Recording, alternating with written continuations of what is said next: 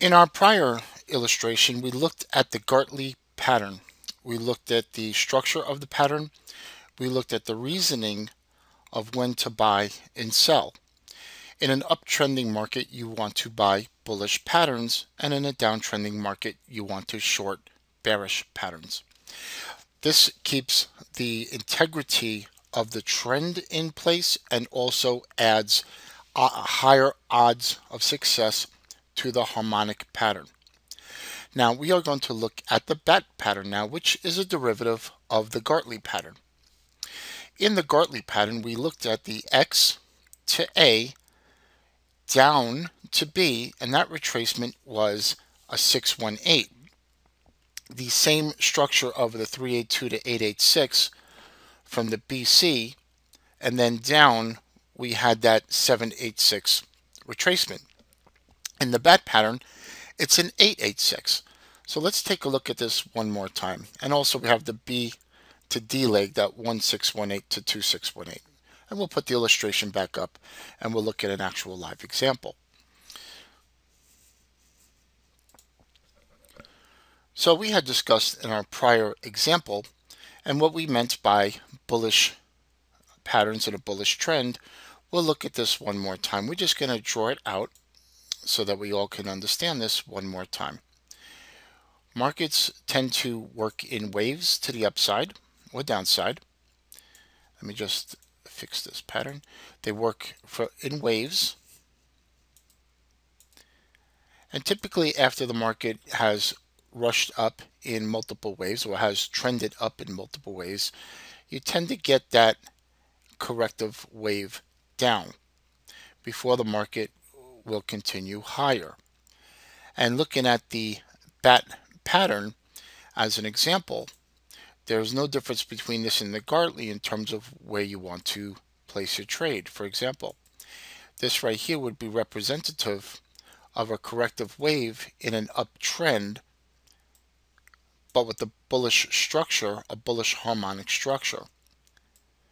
If we look at this,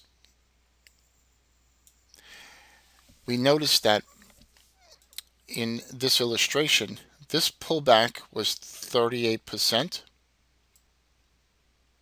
to 50% from the A and from the X, A, B, and then C, D. The D point had a deeper retracement than we did in the prior Gartley pattern, and this is where your D comes in. And this is an 8, 8, 6 retracement from the X low, A high, and D. As you can see, they have the perfect structure, and sometimes in a bullish trend, the market does need to retrace deeper. And in this case, with this particular structure, this is a bullish pattern or a bullish bat pattern in a bullish market. The reverse is true for a bearish pattern. In the example on the chart attached, we removed the prices, the name of the symbol, and the time. We just want to look at the structure and focus only on that. So we take our Fibonacci retracement tool and we take it from the low to the high of the swing. And what we see immediately is a couple of things. The market made its wave to the upside, and the first retracement down, we use a NinjaTrader here. On the first retracement down, it went 38 to 50%. This is what is required for the bat pattern. We could see on the way back up, the market put in between a 30, 38, and 88% retracement, and then we had its final wave to the downside. This right here is the basic structure for a bat pattern. This is where you would look to buy the market, and also your risk would go directly under the swing low. So we would label this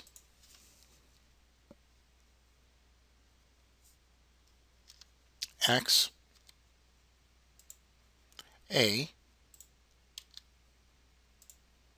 B, T, D. Now what we can do is take away the arrows and make it a little bit prettier.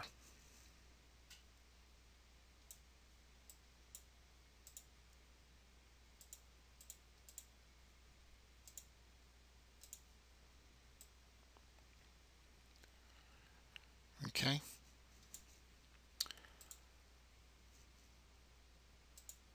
So you would take your low to high and your first retracement of the 38 to 50%. Then you take your rally, and then you would look at the market right at the zone where you would look to buy the market. This is considered a bat pattern. In terms of targets, what I like to do when we look at targets is we look at the 38, 62, and 100% of the CD swing.